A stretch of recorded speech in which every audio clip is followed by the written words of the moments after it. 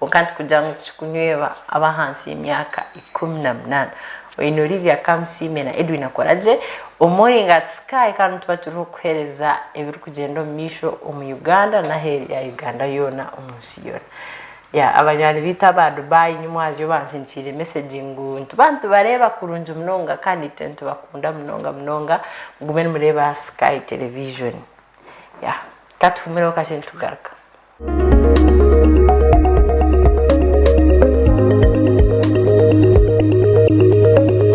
Sky TV irakari abantu Mugwisha mureguza okyajukira ntiro miziwaini wa 10 atogwaga cheke ebirabo bya Christmas ono tuwulira kyala romiji kagutunda wangisebo wagude dambintu abalaba kwa mbuji romiziwaini kunusu 10 agabude ne Christmas kantu ne romizi yekka si adiza n'abantu ange ku Christmas nywa bunywiro miziwaini kusingi 10 akasanikira ne sticker obiteke mu basa owandikeko amanyago ne namba z'essimu ogitwale awali agent wa romizi oba emotoka ezimutambuza osobola kwetaba mukalu wako okwewangulira solar pano enkofiira pikipiki t-shirt egaali n'ebirabo ebirala bingi romiji 10 abatuwangula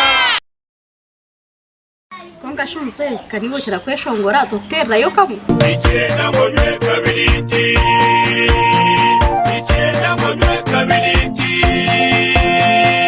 wamala kunywa kabiriti n'uwulira waba kulungi amagara gonna waba kabiriti ichenda ngonywe kabiriti wamala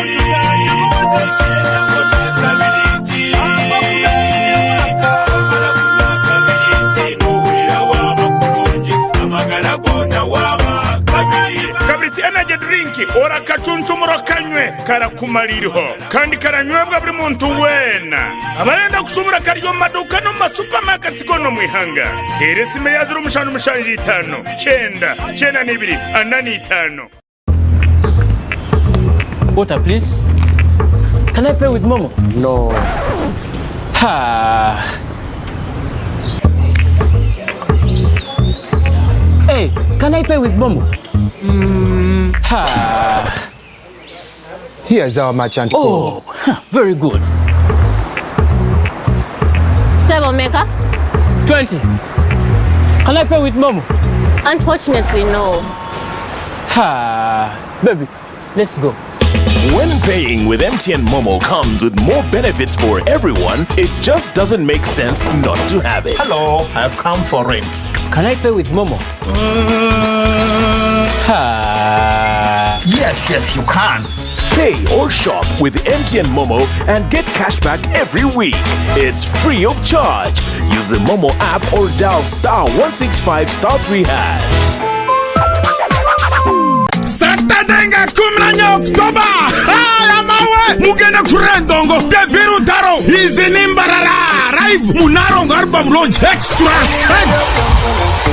Boyor Taro Ojakura Mbarara University in Shirinzo mtwaro kumwe emitwara ebiri na tebro sa mtwara 5 muje muriendongo ensiaka baba endongo ya styro endongo ganda kukusikuroji hurre. This is Rutaro a new model Saturday 10 October Mbarara University in Ejakwato muri haya purete yani bya nyamate echana chirenge nyana next time rachona na chirubatanga chirikurubatira hamtima Rutaro mwana wanyita Yuagida Buganda kombucha drink Sanyuka TV Afro Mobile SPC Join Millers Bukede TV Roseful Mattress Ne Asanti Tangawizi Tea sanyu lya kazero tugenda kwevuga ne kazero lino lye sanyu ly'omwaka nyabo sebo wanywere kazero wangule ebirabo kebera wansi wakasanikira kyolaba kyowangula mulimu pikipiki egaali enkofiira t-shirts amulera ne sente enkalu emotoka Toyota Pulimo empyatuku just kunywa kazero wetabe mu ssanyu ly'omwaka onywa kazero kombucha drink ne kazero dawa tea kebera mukasanikira kyosanga mu kyowangula musange mu maduuka mu ggwanga lyonna just kunywa kazero olususu lw'omwana wange lwetaaga endabirira eyeesigika kyenva mmunaza kyogero vitamin E soap ate ne mmusiiga kyogero vitamin E pink jelly okusobola okukuuma olususu lwe nga lulamu. Omwana wange n'anyirira ne yeeyagala n'abeera musanyufu buli kaseera. Ate ne famire yange nayo tukozesa kyogero products. Y'ensonga lwaki tunyirira abazadde tukozesa kyogero products omuli cocoa butter jelly and soap, aloe vera jelly and soap ne non-perfumed jelly. Clean your skin ng'okozesa kyogero products. Asangibwa mu maduuka ne supermarkets okwetooloola eggwanga lyonna. Omuzano gwawe ne bihinduka ogw'abantu nga United Actors gwagaruka na season 2. Tina murongo gutakubasa okazibe nkoko zawe zigubire ninze nabisebye lebo bwangani nakwenza kufeza begomboresha yona ndakwata chifu ndete na chiso bakanike rukundo eyakabindira bwawe na kara yawe je yoyine n'obunuzi bwawe bukurumu wena mpurira wena n'oguma n'unyusayosa entura y'abantu nagaraga kurra noreta zawusha zawa leba nibihinduka things change urwo kubanza kwikorwa kashatu shahe mwene chweka zo mwabazyo okutandika n'ebirabire na bishatu byo ku 10 13 aha Sky TV.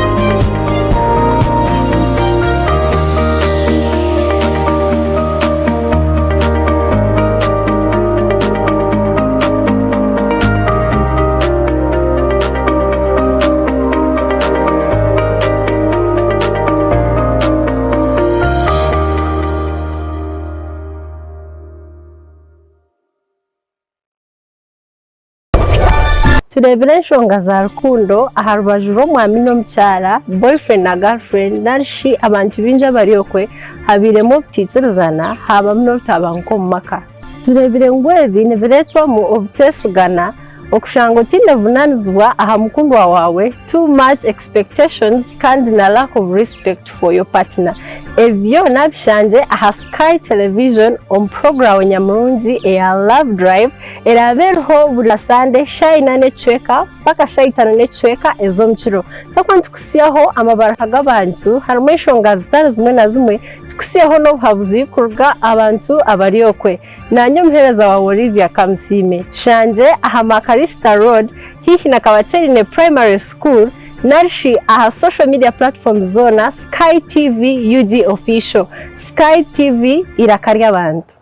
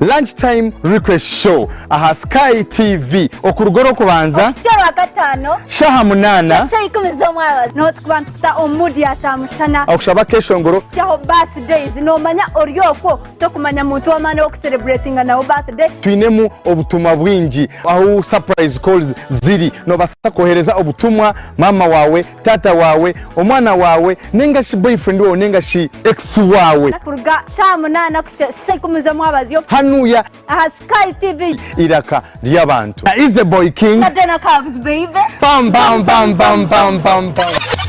Sky TV yakuletera ekisya omuli bulenje rw'izoba oyine emikoro ya bulikika enkiko zona emikoro y'amashomero corporate companies hamwe n'ezindi nyamwingi nitukumanyisa ngo nitubasa kukwatira omukoro gwawe butunu aha Sky TV aha kasente kake munonga kandi nitubasa kushanga buruhori iwe cyo ine kukora tushikire aha office zitu aha Makrista Road hihi na Kabateri ne Primary School omururembo mbarara ninga tuterere simwezi Note mushanju 89 93 53 ashatu na mushanju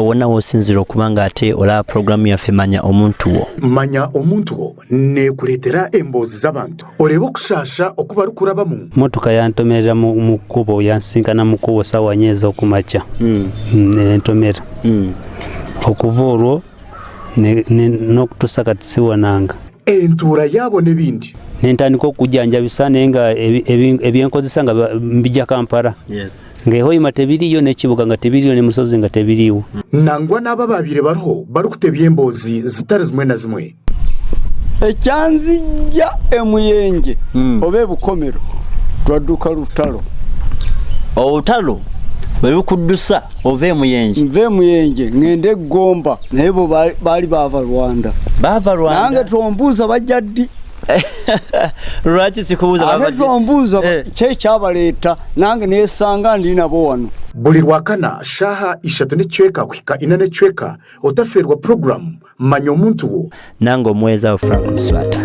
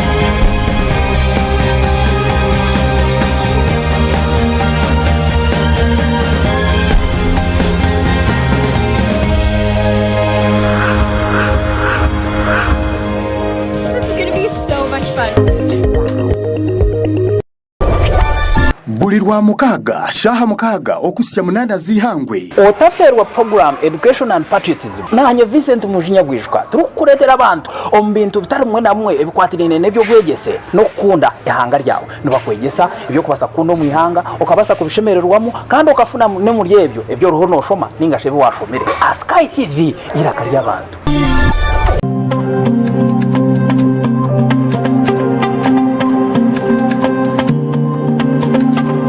Program Party Time aha Sky TV na nyamwereza wawe aine nina bursande kuyashaha mushanju kwisashaha 10 zo mwabazi niyo program yarabeno rebera birungi byonka emikoro mirungi decoration zensia gown zensia makeup zensia byona noza kubona bushanga aha Sky TV ne shanga Makrista Road omurembo orwambara aha henyine no kubasa kutungira iwo kwenda kureta emikoro yawe kwenda kureta byona no basa kubitereta ntu byoreka aha Sky TV shanje aha all media platforms Twitter, Instagram, YouTube, TikTok byona no banochanga tamu Sky TV UG official no banotunga je buterevu aha aho shitame henyini nanyo muhereza wawe aine nina omwishiki wanyu.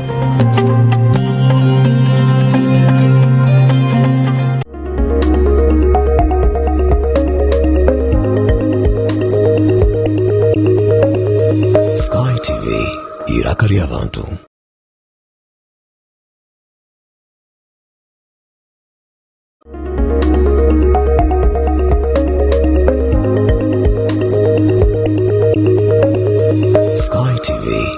irakari abantu.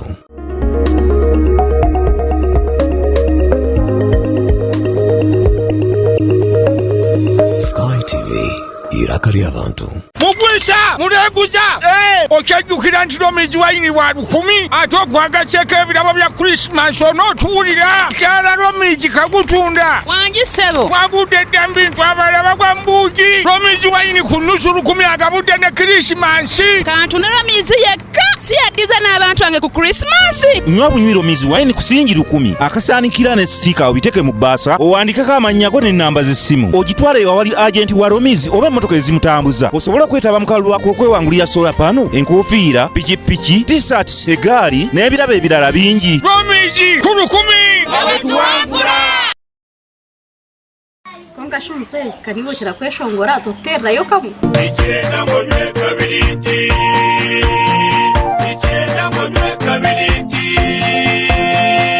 wamala kunywa kabiriti nuwulira waba kulungi amagara gonna waba kabiriti ichenda ngonywe kabiriti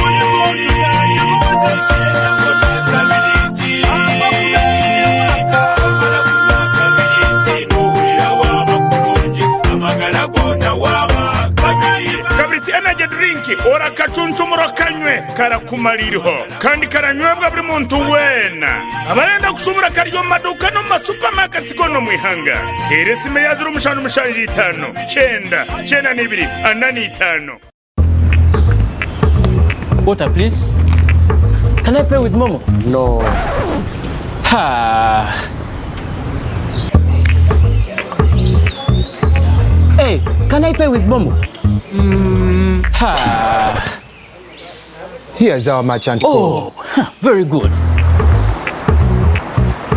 Sebo Meka? 20. Can I pay with Momo? Unfortunately, no. Ha. Baby, let's go. When paying with MTN Momo comes with more benefits for everyone, it just doesn't make sense not to have it. Hello, I've come for rent. Can I pay with Momo? Yes, you can. Pay or shop with MTN Momo and get cashback every week. It's free of charge. Use the Momo app or dial *165*3#.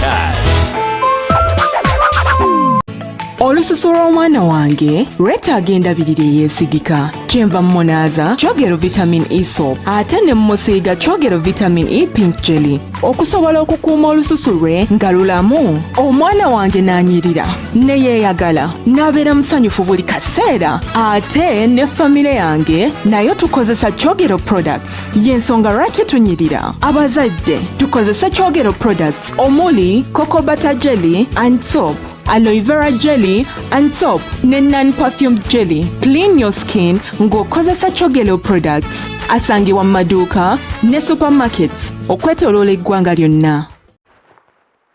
Akwakira munywani wanje muri bwa Sky TV. Tugemiza mu na morning show kandi nyenda kusiima munonga twatandika nyowe na are na mushiki Olivia Kamusime kandi kusiyegesha aha twagiramo omugeni twabukirana n'abandi izobanza kutambura kurungi iwe cyawe ihayo TV yawe Star Time zoronde 468 kandi imwaba ine free air just dotemo Sky TV Uganda noja kureba watkwata kandi watunga amahore agashyikire mwe abari social media platforms zindi murebeke mu mwabana muronda utemu Sky TV UG official noza kureba kandi what followinga ahori na mnonga abari out of the reach of our waves abari za Dubai, za Rwanda, Tanzania, Kenya na nabari za Amerika bari hantu musiona muza kufollowinga kandi numutwata je nawe numutahi wawe numuterera tureba mwana wawe akoraje ninga mwana wawe Alex ninga ezindi shows ezo kugumuzamo nazija umihangwe mpaka nyiciro chogero habo jelly na chogero habo soap nugoma zitakani yo sabuni yawe nyamurungi urebeke ngo niyo wakomera umwana umukazi wawe no wamugurira chogero aheho nemuretera abaganda no bagita barweta orsusu kandi haho ubuhere ninga embarabe ni haho ne kuretera humuraje ninga kuno kaje chogero habo soap na chogero habo jelly urebe cyingo wabaniyo wagumana uhetera umuka yawe kandi watereka nsa eka yawe yagenda je kandi yashimira ishahiji kandi twagira umujinyi umyeto ureba murakarejo ntakwakira nenye nakira Mr. Kaje twenda kuganira ahanshonga muze mu Sunday Giona tuzaganira ntuguma tuganira hakwetegeka kwetegeka ni kintu cyango mnonga kine far reaching effects kine far reaching challenges kine mwene kikataha umuntuma y'abantu konkati cyayitegereza bwaje tukamara imyaka mingi twetegeka mingi mnonga kwihense hangwa Afrika ekiturane yitegeka abo kuba ekita cwire mbicweka ako kushoma history abantu aba the Bantu ngubarakarga mbicweka bya South Africa uko ngubagenda ngubina mukabandi batora za Tanzania abandi bayina mukabatora muri za Zimbabwe uko batora za Malawi batora bagenda mpaka bija baza za Cameroon bazoko then abandi bija baza Rwanda mpaka bafudukira mu Uganda abantu batoroku babaza kai then tushoma other groups z'abantu ezarigiro mu Ethiopia the Nilotics the Nilohamites nabo barigiro uko nabakashumira za Bahara Gazero aho muri Sudan bakashuma bo bakatora bakazo mu Uganda abandi bakatora za Kenya bakabugana uko shanga abantu nibaturaje barisa babintu benda kurisa uko shanga umuntu yafunye nteze yaza kurisa za Tanzania buko hari yitaka tinor kumukwataho wa Tanzania yafunye nteze yaza kurisa mu Uganda nukokwe n'amahanga gandi so umwaka 1884 habaho abajungwa aba Europe kugenda bakagira urukiko umujyamanoko kuganira akuba kubasa kubaganise bicweka buri cweka depending on ukuba arebire kugira ngo bakindre kibe cyonka cyo gushangira baza kushangushange nka Uganda ine abakalanjini na Kenya ina abakalanjini uze kushango ine abaruwo ushange ngo agre awoli na zarwana no mode awoli wa Kenya kandi because they are neighbors bari mu kabungo kamwe konka kamwe ishweke kimwe cyakabungo kiri Kenya ekindi kiri muri Tanzania muri Uganda nico kimwe na okwe umuri Kasese nico kimwe za Kisoro abwo twine abakisoro real n'abanyarwanda konka bine batahi babanyabuzare babo the other side nangwa n'ibicweke bindi za Karagwe na Uganda nuko so noza kushanga mu Africa abantu no umuntu bamweta Mugabi Mugabe wa Uganda Mugabe wa Zimbabwe umuntu bamweta Kamara abakamara ba Uganda abakamara ba Cameroon bakamara ba Esiona ushanga shwekichi East Africa West Africa yone ina izina Kamara embuzi babona za Zimbabwe uko warehura bagamba Shona abogamba Ndebere abogamba Chechewa abogamba Zulu abokugamba all those languages zine okuzukutahirana na neza kuno so ntwenda turebe hati twarugoko pre-independence twaza mu independence twategekwa abajungu beja batushara batuganira so hati twarga yoko twije hatwayitegeka twamara imyaka kaganaguma ibo nko munyeto twenda tumanye emyeto kuri position zezo pre-independence nangwa even pre-colonialism then na hati post independence na kusiri zoba emyeto ehirweta umwanya omubyo butegeki omubya agriculture mu byo kushomesa mu byo kwebembera civil service hiriweta umwanya umunyeto attitude y'abantu bagireba bata umuntu katugire nubura ngo yakwesimba ango kana umwana kandi ubwo uriyo namujyangu n'umwana nawe akayayisimbire hatuka tugire ko mu Uganda President Museveni akaba president ayine myaka 42 aha konka kuza kuba imyaka 42 akayabire minister akaba minister ayine myaka 2 n'indisho konka hati yagamba nareba abandi bamwesimbaho nkabana kandi imyaka 42 nabo bagishikiza aha owe yesimbire nawe ningo kwenda kwesimba naho nyense akoro bawa yesimbire unoza kushanga ubu yaba member parliament ningo byaba kansara wakaine myaka 20 konka twa hati yahirwe yashize 50 naje twanda abana ati twakwakira umandenesi yanjurira abantu twenda ngo turabire iyo kuko kureba byo butegeki byo nebyentura y'abantu post independence comparing na pre independence hino kutwerirweho nk'emyeto hine kutwejumbire muri ebyo bintu nitwe nk'emyeto hine contribution y'emyeto eriho there gaps harimo imyanya irikwenda kufiringwa iyo komyeto twakwakira yabere munonga Mr. Korage kandi kugaruka kunyakira no kuntayisa mu studio za Sky TV intwara mu gishogu kubibaza ahabwa programs zanyu nungi ezuru kumanyisa abantu ezuru kwegesa ezuru kuhabura nango no kushemeza nimanza nyakira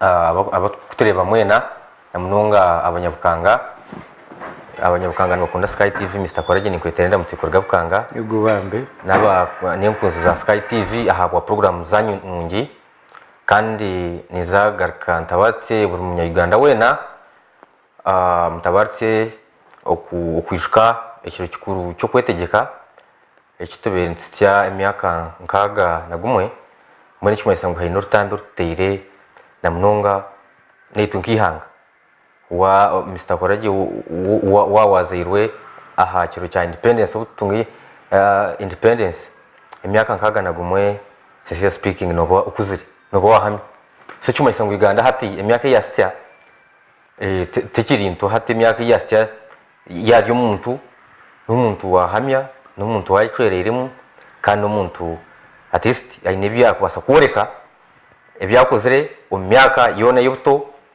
eyunyeto nangwa n'imyaka y'ukuru aha bukuba emyaka n'ukuru sincere speaking amazina niraka nka Mr. Korage kuyabagambira ni muhairode na scam na nyendi umunya Uganda nindaga mu district ya Isingiro mushaza eryabukanga egombora n'endinzi umurukano gwa busheka seru ya Rwenkwanzi mbwenu nimbakira mwena abakureba Sky TV shahezi n'abanyabukanga mayangu murho messages na ndanze kuzereba kandi mbahimizangu niza kweyama oguma nimbereza nimbajwekera obu rahanga yabari umuhwezo witu nimero mukago bundi netwe tukatunga umujwekerwa umurungi utwetenga obu twatiri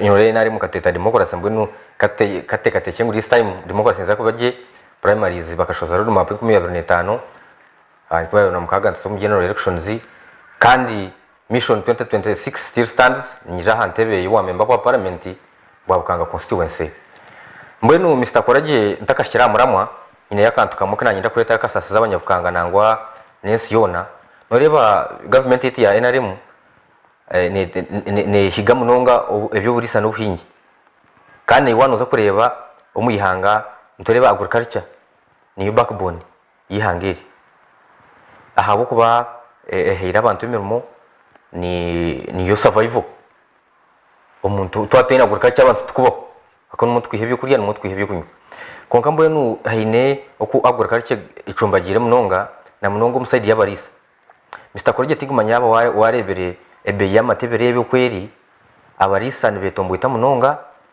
ahabwa umuhendo gw'amate kushuma kikarenga omusande nk'ebiri zihwire rita y'amatebere negura siringero 12 ahamwe nango na 13 omusande emwe yonka rita ishumire ya hikari siringi bina Mr. Korage ihanganiriza kandi obwo hati nkamagara go muri isa gona na mesho agatera amatege hari ku ya school fees y'umwana no har kwihumbaza gwente no har kwihumunyo gwente no har kwihebye ngo byeka kandi na government no rene tiga ngo tuzomura agriculture nangwa ne higa yaba ushomere yaba utashomere nejya ngo agriculture akwa ngo igande iki nita karungi uzomubyo hingi no burisa mbone Mr akoraje government yane habura abantu bona nangwa abanyuganda ngo bazomubyo hingi no burisa koko kareba ngo ebikorgamo tubine value hataho government nanye nimba ubuta kitamushango konka nayo because this is cross country tikujya kiri mu region yemo mboti kumanya yaba abantu akuditamininga umuhendo gw'amate because hen factories is kora products kurwo mate tukumanya yaba nazo kutaho umuhendo go government yonka intervention yayo tukagirebere igeze yareka abantu aba monopolizinga and most of these investors are foreign so abanyunyu tutingumanya government abo nkeneye bareka kwika amwe ngo kugira ngo erezo umurisa abo kuba niyo ntasiye nugo magarage mbonu ninterera umuranga government na ministry ya agriculture cyose nkibo tingarebera mu jana intervention bakana bajya ngo Kenya baningira amatege yitu kushora hiyo iki twamanya cyaza Kenya kuyabaningira amatege yitu bo batahomeje hasi kizo kugira ngo bakurite injya katara kandi akamatega abanyuganda mboye numureke akareba delegation y'abantu neza Morocco bagira mu kandi hatamate Kenya twatunga katari aka Morocco sutinda manyire tinkumanye cyo but there is no comprehensive report up to now nicyo cyumuntu umwana ngo yituguriya nicyo cyumuntu bicoro bite bani bajya ngo tubicya ngo nebirofa so mbo tinkumanya ubwo muri sa n'umuhingi kugira ngo nowe food basket yihangeri we mwamutaye ahabo kuba ubwo n'umuntu o investingire ubwire bubona nabumarira capital yonagimariraho abamwe n'abapangisa amataka abandi n'abari yaroni hati bazuma government wotabasize kugira ngo ohwere umuntu wahanze nkogo ukamureka muri gihe crisis hati nuna ngo abeho hata generation yo munyeto yo munyeto utakajonjireho reka tubaziganire neshonge mu yo munyeto abo ko muri isa no munyeto muhinji no munyeto hati na no mushubuzi no munyeto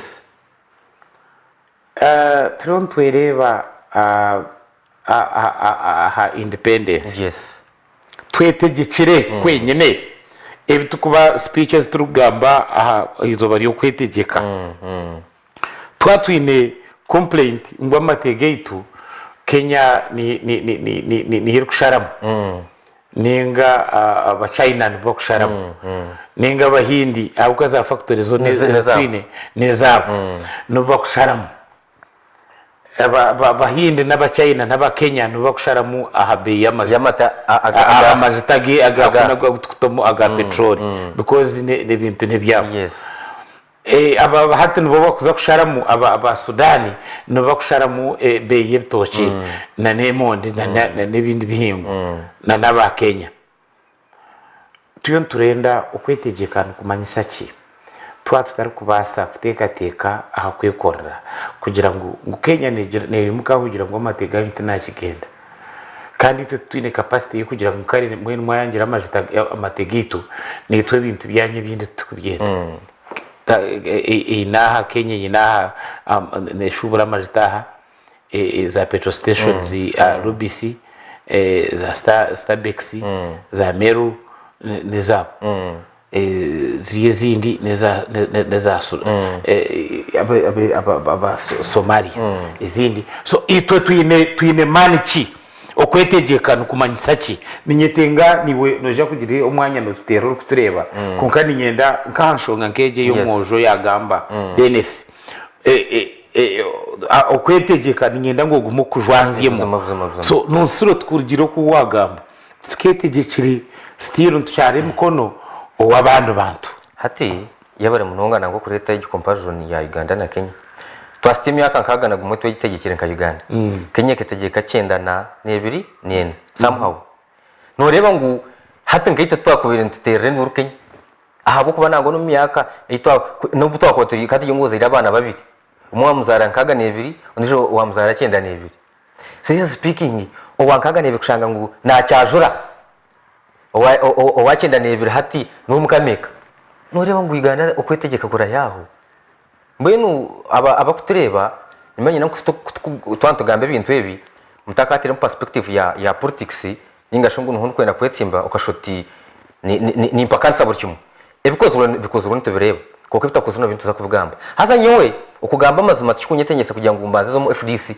ningazo mu runupu amazima ukuga kubagari gagambe nkukuri from your independence point of view. Now Uganda okwetegeka kwa Uganda actually ndiyo mwe umbantu batakwagira iki cyo kugira ngo bate kwizoba na ryo bar planning yeba ngizo byo kunomanya nke sense desasiska yiri noza kuba noreba hati nejo budget yonke ya independence nabasa kugishabira supplementary kugira ngo certain billions of money. Now Uganda kayitegeka yes abarwanije okwetegeka bakababaro kandi nturebe ngo twetegekire musho okushisha izo sente zo namazima MDD ya sente just nuishika kuko ishika amazima cyongera hoki wona actually omu setup yihanga tene cyeyongereho wanonda kundetera comparison before independence na after independence kare tukiri ahasi y'abakubuzi abajungu he nibitwa ntureba tukaba tureba nka safe trade bakaba bija bashika umunsi nko mu Kenya bashika mu tweka keke cyambarra barunda bashija bamani babatwara abuhuku babo baza kora ombikejo baza kora nkai hati umwana nashoma ati ngiwo kanoje kubutagenze hati nyonkanyi nganiza kwirwa bwa size namani mashi hata umwana nashoma aheze cyamushanju aheze senior 4 aheze senior 6 aza university his degree inga diploma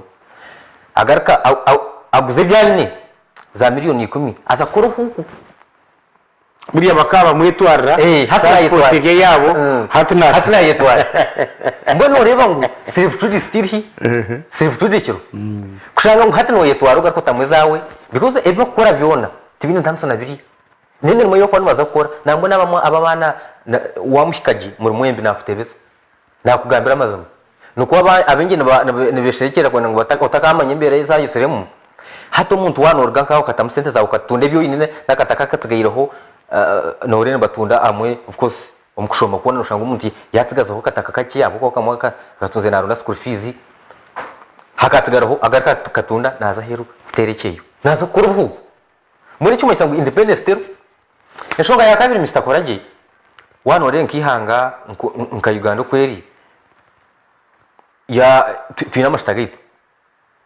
tugayine gariyo burisa konkantuza ntubaza tutegereza ngo mucyayina rya hero abinweje gatimbira then kwaragiye gatimba baza gatestinge kurengwa gana gakora agatestingiro wabo rero nite tubone kutungursa ruga kozesa ejo nihangiri ne myaka nkaga nagumwe ryetegekere no atine abantu umhango w'abantu hino umuntu atakugisite ejo myaka nkaga nagumwe so cyuma isangu umuntu wazayirwe umu independence na hatoro ecuma isango umuntu wo gutaketegekaga yari umwana na hati akirya habiragiye manya abakutureba ntwenda turebere ahaka yes eka ya Dennis yes nangwa akayinishe na wisharo yes ishayine myaka 9 mutabani Dennis ayine myaka nkaganaguma bombe nubanyi namaka kandi akamushorora yamhenteze nangwa ishe yaguma bukanga mutabani yatasi yamporo mwene shenu wakurgayo akaza kuragira ati mwene atumumche mzekam ati atkan mwenu atenye nazagumje umchongori atkan mwene ntikastaka jire kupesherwa atkashi urutoke karwine umwata atkashi abencho mwana ubwo atakuza kushomeroko atkan mwenu ebyanze biza atkan mwenu nchibanchi manyisa ngo mwana ogo owashite myaka nkaga nagumwe na waina bana nabijukuru atari kubasa nakitegekerwa ishenwa nakitegereza kuba yangu takwecweramo ira necana kifera mbwene hato umuntu yasite myaka nkaga nagumwe icyo kwanza takecwereremo ningashi atene bitekateko kugira ngo nawe yayishite kintu ninga yakikora hato umuntu ogwamatsiko gukiranaga ijaga bamaki hati twine stage zo gukora umuhango w'umuntu umwana nazarwa azumu ayajora asinga abarezi argaho agenda anyeta abumutsigazi abumusheje mbona umuntu yari abumustage zone ukareba ibitekateko bibiri bimwe atakwindukaho just nakura umukishani konkate ine cyakwindukaho umuntu hatoga umuntu amatsiko emyaka nkagana gumwe ubwo umuntu atakecwerere muninga atakatekekere hatoga amatsiko n'ubugwe mwine munija nebitukurashe bye ebyayese byo mbibiri bitantura ngo sara kazara myaka shanje ningahi amatsiko nkago umwe ngayijaga bamake mbona Uganda to be honest nangwa n'abantu bari no tureba nimo kwara abagora amasumu musa kubona mugamba Uganda nkayo kana ngo mushobo no butwaye twina abakubuzi reka batutege cyahabo kuba twatiriye hansi y'abakubuzi na hato bagenzere muze gushanga umye Uganda mugenzi wawe nashukubuye ku buryo muhoko w'umye Uganda mugenzi wawe ahabo kuba independence ubu no bugabi kwecwera mu prire uko wanyu side zisindiro nangwa na bukanga ndihurira mu nanankai ngwitwe tutera karuru ngo hangu tegereza nanka ijuka ngo John political party NRM kunka abantu bahwa matsiko kumanya ngo no turiyo mu NRM kunka hariho abari kwija kutera karuru kukiza abarakatiri buzuma ngo rakatere bo bantu bashara muntu benda kutera honorable kangwaje okuwita nkonka hariho umuntu ngo najya ngo ankonka ngwaje tukumwenda keshi tumukumwenda kuba no bamutera icyo kubanza kana pate mwe nangwa katatipa kashate cyo nshibanje manyiseki atakarura ko mbabateriyeho akati se cyo nshibanje manyisa ngo ukwetegeka still twaka kireje kwa kutakwijana no mu kibina ekiriyo mu ruling party kikarebwa ubu batera karuru nikarugayo nibesima ngutwabasinga naba ngutwasingwa nikibanyisa ngo harumwe nshoga ati nyo kandi kutukuza mu politics mparana ngo nebi wembese buryo tugaciye kumbugabe ako kumbugabe artist ko no mangu yargaho ntazaho umutabani umurayini ukimanya kuko na hato bugabe buruho kuko uruhuzi y'urumo rwo kujya ngo noteza karuru just ko makatambara abantu ha mesho ngo umwe bamanye kutina demokrasi ahabo kuba ikiwano gambo witukikabayo abantu bakazo primaries batera karuru mu ndeshatu bagwa draw bajya mu mwagwa draw kuko atubashoza results ukumanya twagwa draw na fugazi umuntu yayi no bururu umutwaro nundi jayi no mutwaro abanyabukanga bari no batereba bone bakimanya za testify bakatera karuru kuko baza bakashazamo akakabiri akashatu ngo bagwa draw hono sho umuntu tamukiza karuru kamwe hono shi abanje bahagezi tagiro wayusha ukasingisa umurondeje yona draw ni hanga kibantu so mwene bimo kutubana tubugamba mwe tugira ngo mutwazo mu politics konka ihangeri CCS speaking ukwetege kuko ariyo nuko ahabo kuba abantu abarwanira ukwetege koko na motives na objectives zabaye bene tuzo tukugenderaho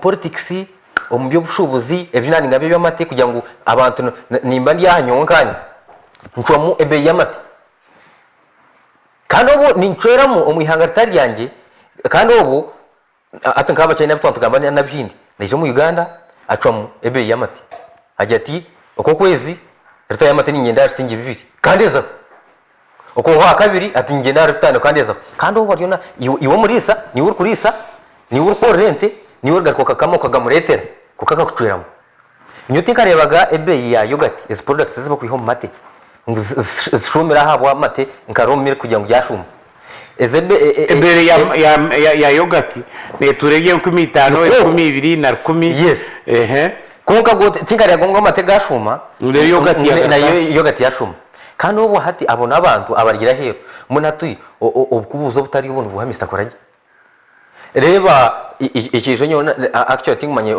ekabe propaganda mu education sector yitu University ya Cambridge kije yashoze cyane kongu zona za university zone zikushomesa zone expired can you imagine Cambridge University university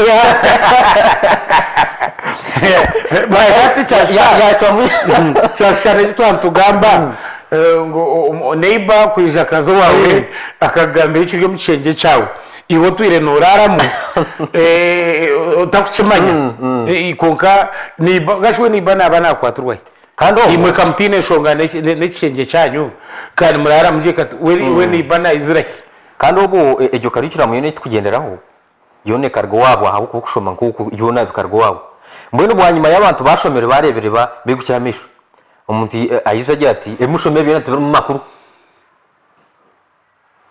aho kwazona kose zo warebere na university zize zamani nenke zona sikakwato so hateje n'imyaka nkaga na gumwe ngo Uganda yetegekere hona Mr Korage hona mazima Mr Korage to be honest nango n'abanyeganda bari hejuru batereba yonke yiwe nango hata abantu abengi kutukoza nkaho mwagira ati ebyo ne bya politicians zinabwamba yiwe reba nango titanjya household aho kwa byo ne bya bihumba kubuze nabibiciro hwati indirectly aho kuba n'utegeko wawe umurebe wa Sky TV ko kuba oinesimu basa kutera kandi ugambe nitwe niho he kitekateko cyawe ahanshonga tukiri umusande yo kwetegeka twitegeka ebiro mwenda byo kwikumi 12 rather 12 kandi igisande yona ntuza kujimara tugamba ahanshonga yo kwetegeka twicine umjenyi witu kam Dennis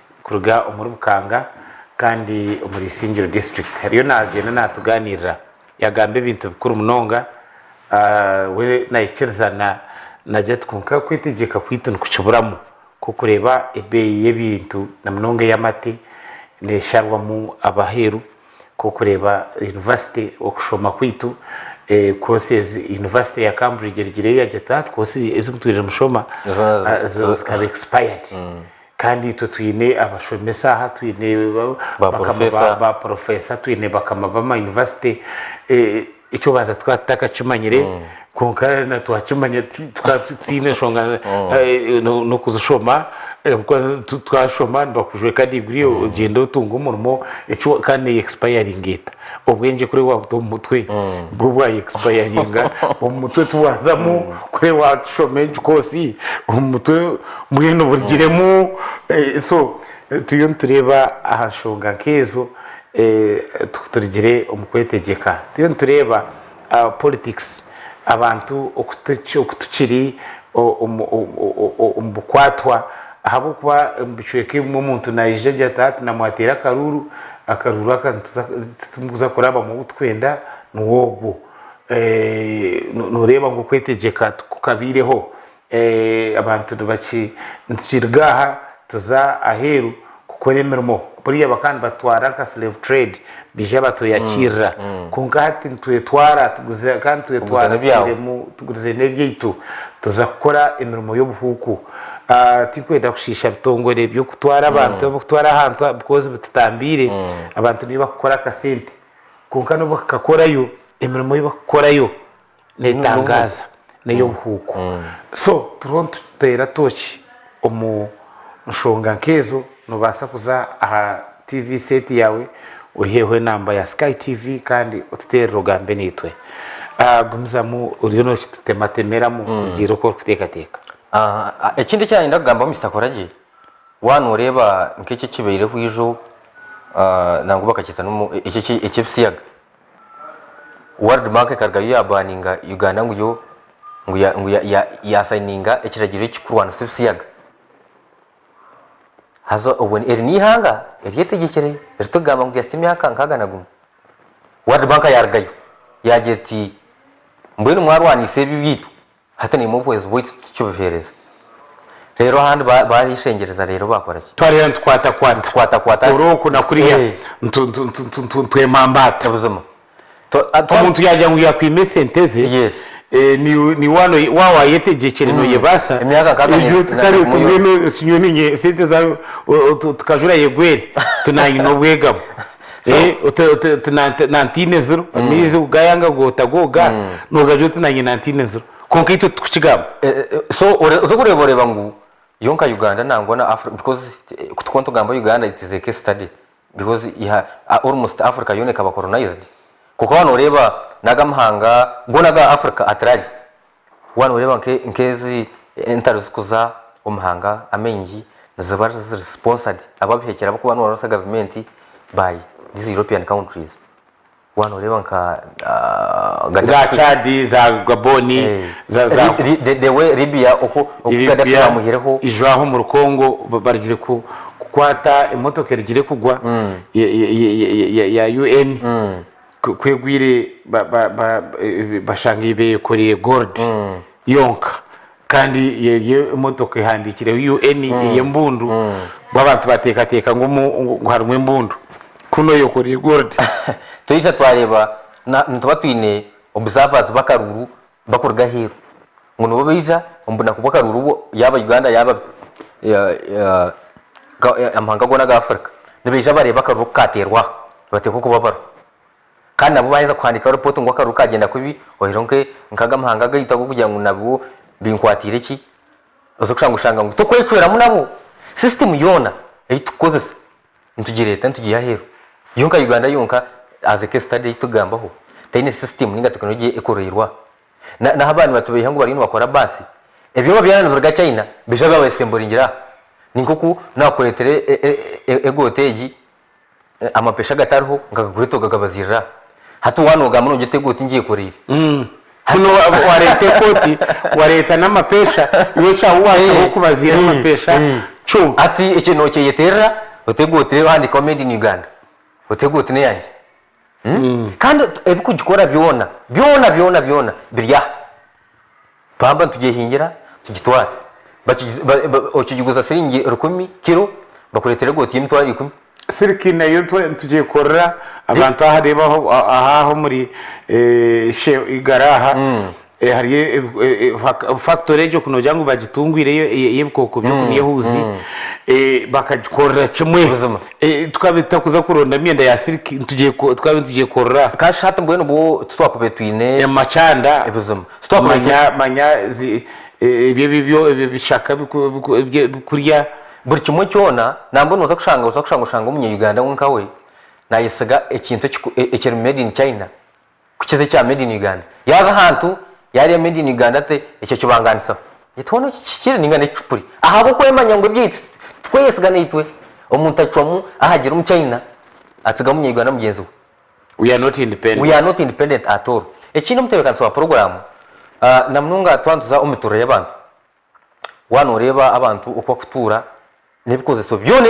ebyo maka nebitukoza on a household level byona biri imported so oyibuza mazima kwata nikibito kashanga kiri made in China ekibiriti ekyo obuto bw'ikibiriti n'ubuganga naka kakava kahero made in China ihanga erine emyaka kaga na gumwe two speaks ebyo ni hanga erine emyaka kaga na gumwe aza akajerta ekindebere ahabwenki ntukunda ku importing ebya hero twine nkora yo kugira ngo Uganda yo ihanga ryitu nabebembeze bone bakunda emshoro so kuko niba gahero byanditahamu barberete buno babone nibakunda ubwo mshoro kwiha mshoro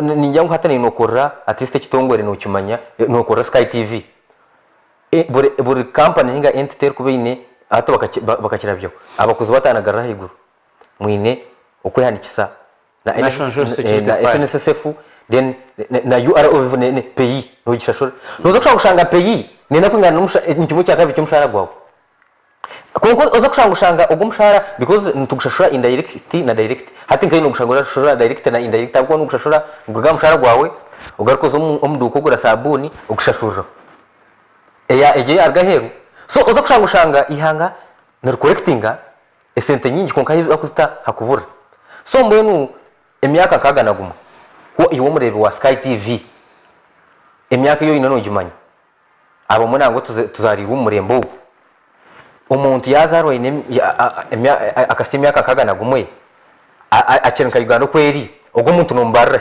kandi waza kuchitomo omukategura Uganda iwo noreo ngo yitegekere iwo yitegateke ngo omitore yawe ombyo ubutegeki ombyo mushuburo ombyo kushoma buri kimwe cyona nozo gushanga mazima to be honest twine betting companies omuntu nakwata sente ngo yaza kutera umuhindi umuhindi akuya setting technology ya ahanda bakumutera ahanda umuntu aguze mpari aguze sati aguze mbuza aguze koko unarafite umuhindi no muteri bareshi umuntu akibari yaho ngo nahagira Manchester yazana Arsenal Manchester yatera Arsenal Arsenal yita mugo anyenda ngo henderaho so aruka mwenu n'ibintu bingi ecyo cyoreka okintu cyo gutera umuhindi umuntu nayihayo ati naza kutera umuhindi sho wate yamanya ura setting technology kana nakureba nabaza akureka hatakira ngo wasya munyingi hatasitwara kimuzone umuntu shangagaranga abantu nibiyita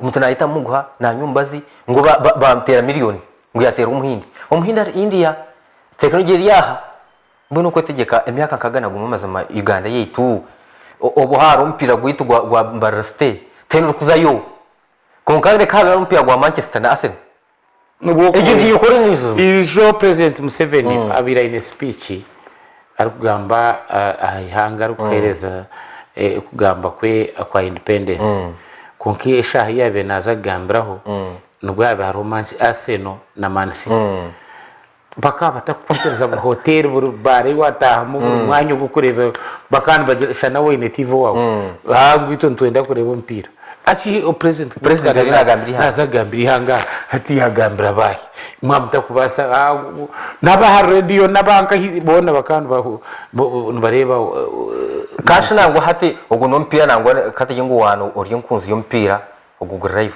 hari umuntu uko bari aho kare forum ya kumor wenda nkaga ningi rukumor nan ari ya forum ya zainwe abo binta kumanya amazina sibura bari kureba so mbenu abari yuno batereba na nangwana munonga abanyabukanga ebinyoni imbugamba ahabwe ntekateka yanjye ko muntu kandi woni impamya yabantu ikizananye yabantu utananye konka ahina kitwisha tukaterana ahabuko bitugamba wozarira mu Uganda okuriromu ati step to antugamba haninjya ngo niwe ombugambo nke 18 byagambo ayihamu bibiri kombeke nyenche kare newe obihera ubujuruzi abamba tureba nimba sima munonga abanyabukanga nimba kunda enama yitu ekiriyo ekumebera mukaga turiyaha nije ahante wa member wa parliament kandi nimpamya ngo rukunde yimunyorekere egisande fo irene bombe nindga bukanga abanyabukanga bayino ba uhagize bunkureba Mr Korage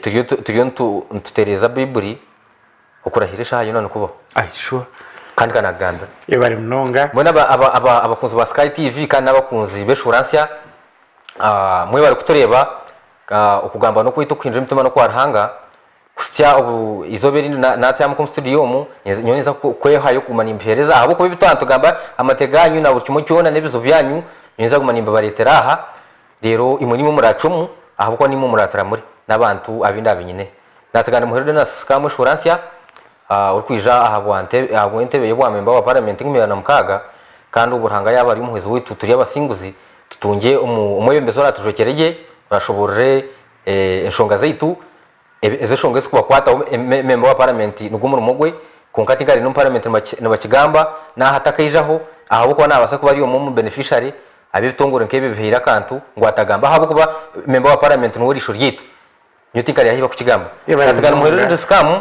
abwarahanga ni hangari yanje ngume no gusinya wede scam kandi kurga umurubukanga kandi no mwejo muri Bishop Stewart University national degree ya kabiri kusima kandi no kongera ku cencura ahubwo tuciye mu Sunday Independence ninda kusima batahi banje twasiba tukorana bumukasheshe kurwa mukasheshe bari mu yoma kandi nimwe abarezi bito abarungi mugume ho tugaruka handi hake kandi na program ndijo still morning at Sky konkana no mura mugundi mutaruga Sky TV irakari abantu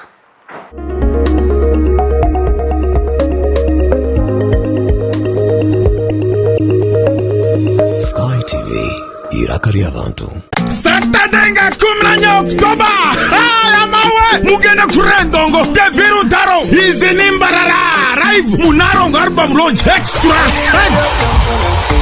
Oyo rutaro ojakura Mbarara University shirinzo mtwaro kumwe emitwaro ebiri na tebro za mtwaro 5 muje muriendonge nsiaka baba endonge astairo endonge ganda kusikuro jure this is rutaro a new modro Saturday 10 Oktoba Mbarara University ejakwato muri haya murete byane byanywa mate echana chirange nyana nachtamra chona na chirubatanga chirukurubatira hamtima Taro, mwana wanyita. Yuagwida Buganda kombucha drink. Sanyuka TV, Afro Mobile, SPC Join Millers, Bukede TV, Roseful Mattress, ne, Asanti Tangawizi Tea.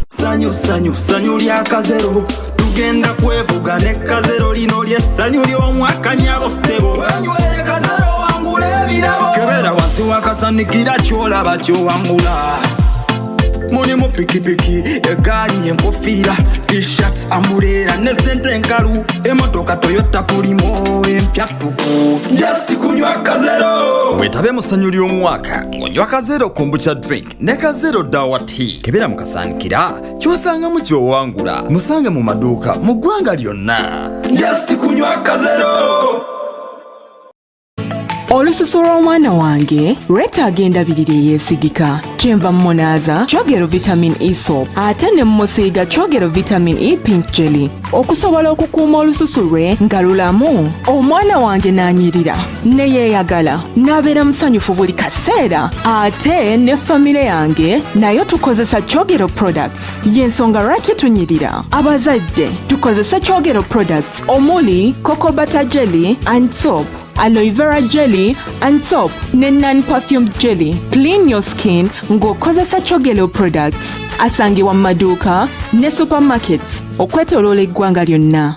Omuzaano gwawe ne bihinduka ogw'abantu nga mu United Actors gwagaruka na season 2 tina murongo gutakubasa akazibe nkoko zawe zigubire ninze nabisebye lebo bwangani nakweza kuteza begomboresha yona ndakwata chifu ndete na jiso pakanik rukundo eyakabindira gawe na kara yawe je yoyine n'obunuzi bwawe bukurumu wena mpurira wena noguma nonyosayosa entura y'abantu nagaraka kuhurira noreta zawusha zawa leba nibihinduka things change urwo kubanza kwikorwa kashatu shahe mwene chweka zo mwabazyo okutandika nebirabira na bishatu byo ku 10 aha Sky TV.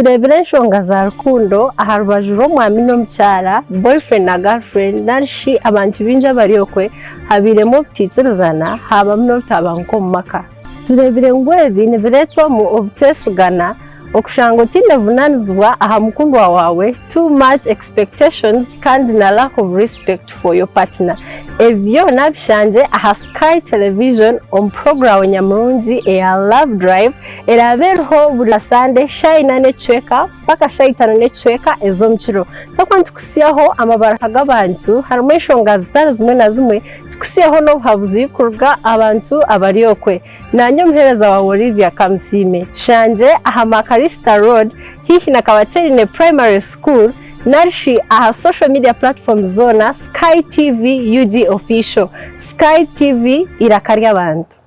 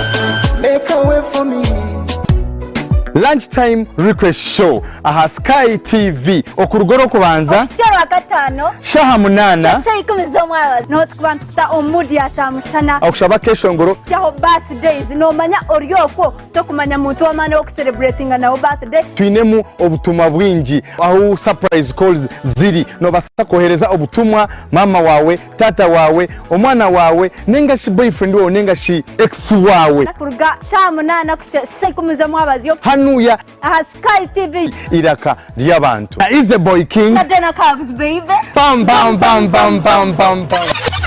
Sky TV yakuletera ekisya omuli burenge rw'izoba oyine emikoro ya bulikika enkiko zona emikoro y'amashomero corporate companies hamwe n'ezindi nyamwingi nitukumanyisa ngo nitubasa kukwatira omukoro gwawe butunu aha Sky TV aha kasente kachemunonga kandi nitubasa kushanga buruhori iwe cyoyine kukora tuhikire aha office zitu aha Makrista Road hihi na Kabateri na Primary School omururembo mbarara ninga tuterere simwezi Note mushanju munana mwenda chenda ni shatu atano ni shatu ashatu na mushanju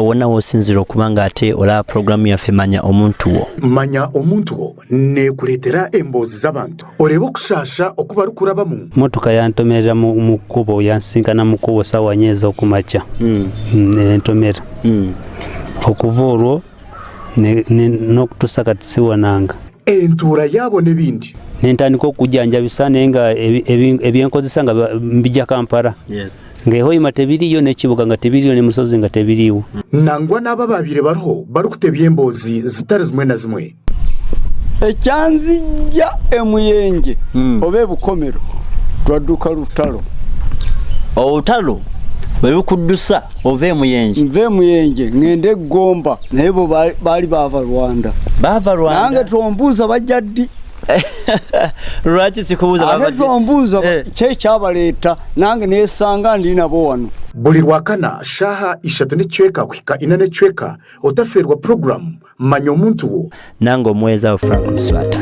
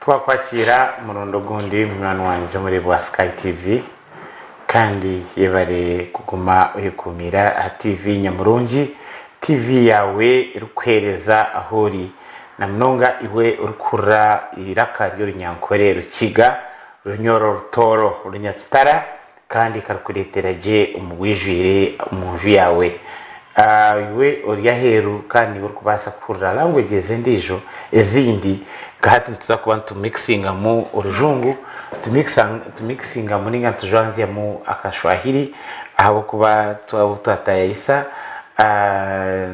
no wa Kenya indeed konkana manyori nyankore ruce naza guma no wa kashonji konka no wa Kenya kandi naza guma natuganira nyenda kuramutsa abatayi bitu those in Kenya. She will greet you in Kiswahili. Jambo. Hawajambo. That's what they will say. Okay. So naja kuwaramsia umuru ururimi rwe nangwa ajwanzemu na local language yanyu ya Kenya abukuba mpurire ngo hariho abakureba abakufollowinga side zo wanyu muri Kenya. Tukiri omumbozi kandi ya independence Sunday jona show zanjye zona tukuma tuganira ikintu kikwekusa aha independence. Uganda yatungire independence ebironkaga mwaka kaga nebiri 2022 tukizo mwaka ankaga na gumwe tungire independence. Twenda muri shonga yona tukume tureba wa aha independence hatu nsagamba aha shonga ya misho kandi kujujwanzya na ukwetegeka ukwetegeka kutwatungire ukwetegeka nkibanjye manyisa tutunge n'ibintu bingi ebitwebasiza tukwekorera twenka kurabe kuri okuragura tube twebasa kwiragurira turabe tubasa kwinga twehingira twenka turabe turi kwefaho twenka ahabo kuba ikigamugira ngo tukatunga ukwetegeka. So ukwetegeka nukumanyisa ki? So bwenu mugenyo utwatahisa nko turabe turebera want to look at the quality, the care, the standard of eye protection tubasa kurinda tutamisho gaitu kwenda kwereka ngo itwe nito twetegekire nkihangeriye tongwire nka Uganda nangwa no wanyu Kenya. It also got independence slightly after we had got ours, but I want to look at how prepared, how ready are we in managing our own systems. Now we are going to look at how ready and prepared we are going to manage our eye care, how we are going to protect it. True. You're most welcome. Speak to the audience that is watching you, even from Kenya and all over the world. Thank you so much once again. I want to appreciate the chance that you've given me to come and celebrate with the World Sight Day. Ninyenda kuramsia abona bakutuhurira na nataka kusalimia Wakenya wote na wa East African wote wanaotusikiza siku ya leo. Na pia I would want to also greet people bonjour in French, those ones who are in Rwanda and Congo and Burundi. And in Kikuyu tugaga muriega adu anyuba. Muriega adu anyuba. That are you fine? The people of the same house. Okay. So and mje bariko in Luganda. Today is a special day in the world. Today we are celebrating World Sight Day, and we are looking at eye health at workplaces. People in the world everywhere, they have their places where they call workplace, and they do have challenges, or there are some things that would cause a risk to their eye health. So today this day is celebrated on every second Thursday of October. You know, this month there are so many things that are being celebrated. One of them being the National Day of Independence of Uganda, which to me makes me to feel very much at home. Because if there was no independence in Uganda, I honestly wouldn't be here. So I want to appreciate even the beautiful and great leadership of our president, His Excellency Kaguta Museveni. He has enabled East Africa integration. I can testify that it is the East Africa integration that has allowed us to be able to serve in Uganda. And when he's doing that, he's making Uganda expertise from all over the world. And the conditions of working here are very favorable, and that is why we are able have done outreaches if there was no peace. If the independence was not real, a chance of us as far as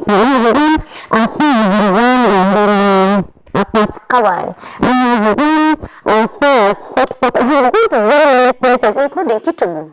I had not gone there for eye check, but at least I have gone to those places because there is freedom. And so, as Uganda celebrates independence, I also celebrate independence with them. And now today, the theme of this website today is eye health at workplaces. We realize that blindness, which could be preventable, is now coming and being realized because people are not taking precaution at workplaces. And who are these people who should really take precaution? The people who should take precaution at work, basically we see the major ones are the people who are working in places like wood or carpentry, because there are some chips that usually flow in the air. So the theme of this year is encouraging employers to make sure that their employees are well equipped. They are given eye protection rings. They are also taught what exactly should you do to ensure that eye health at workplace is ensured. And so we teach them, like people like you who are in studios, what distance should you use your computer? Because if you use it in the wrong place, then it poses a risk to your eyes. Then we also have the arrangement, like people who are working in workshops, there are things that would be hanging. Would these things cause eye damage? Because we have different types of eye injuries that can happen into your eyes, and one of those is flying objects, something like soil, dust. They can fall into your eyes, and if they fall into your eyes, then you have either embedded or loose objects. You can also get chemical burns. The chemical burns are common in people who are working in chemical processing plants. You find somebody is working in a factory where they are mixing different chemicals, and they have a risk of having how can I call it? The chemical burn. Even people who are working in our environment, like in toilets, they use very corrosive items such as soap. They also use something like jig, and if they are not well protected, they can harm their eyes. The other thing is puncture. You've seen somebody with a perforated eye. This can happen in a place where there is, how can I say, like loose things that are hanging in the carpet, and at least people who are taller than me. Like now, you have seen someone that is written behind your head. So if you are behind your head and you don't read it, and there is something that is loose and short, then it can pierce your eye and will lead to perforation. Then the other type is people who do welding. There is the welding burns. Yes, so you find that the person who is doing welding, they have not used the protection glasses, and so they find themselves having burns, and some of those burns are permanent. You cannot change anything. Now, we usually have different types of protection. What are the items that you would use to protect your eyes? We have the goggles. The goggles are glasses that cover the whole of this part.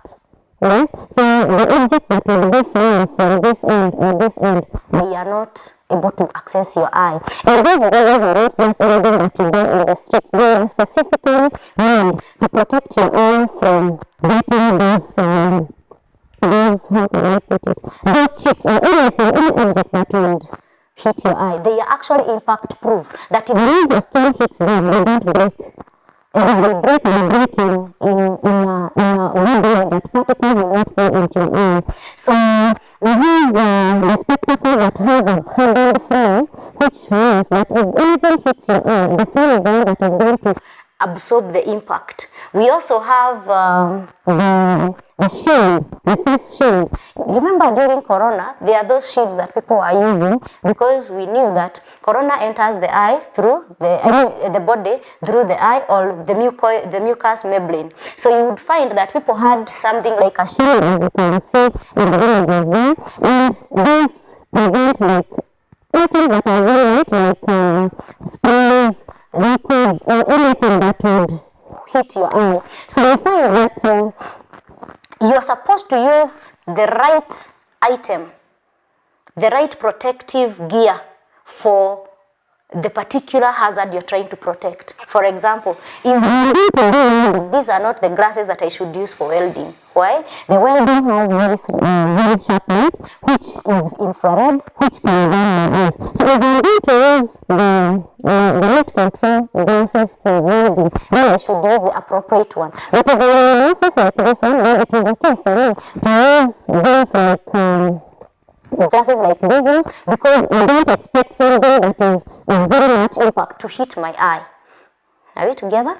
Then, if you're going to work in carpentry field or masonry or anything that has things that are going to fall, we protect the eye. Remember the last time I was here, we looked at the eye, the eye itself and the spaces surrounding the eye. So that is why when we are talking about the shades, we also consider shades that will protect also the face. So we usually say that it is very prudent for you to consider very protect.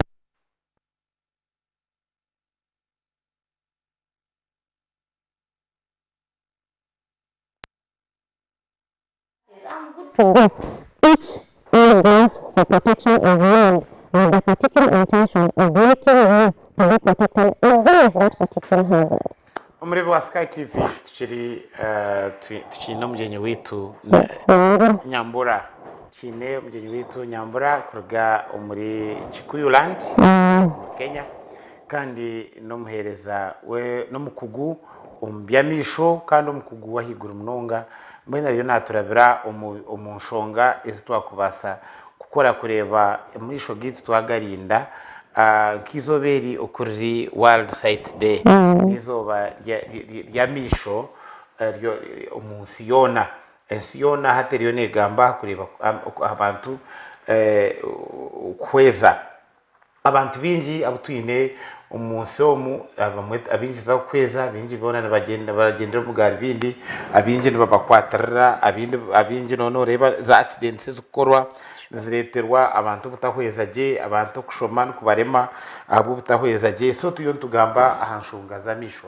twareba inshunga nyingi eziyaturabiramu zimwe bihandiko byabiri aha screen aho noja kwijaga manobere bazwi we move on konka hine bimwe byaraba mu byo kutekwa kumanya cyo kubanza na mnonge wota kumanya rujungu inshunga y'abantu abakora umurimo the protective gears at kujwara aho kintu cyo abantu bantujwara covid ecyabikiri nk'icyabavugi bepiki kine kiti abantu abamuwine kemerimo yo kubasa gukora no basa gumano kijwara twineza glasses eziba kuhereza abantu ukagenda ukajugura utafa yo kugura iyo mahande yabatembeye kunkaro glasses zo kuzumu bakugunkaba bakajikuhereza na mnonga imwe abakora mu welding abakose byoma ahabukumbiyome byo icyo banza byine light yamani icyakabiri hino buntu yo kubana ubugurukaho n'ubuguruka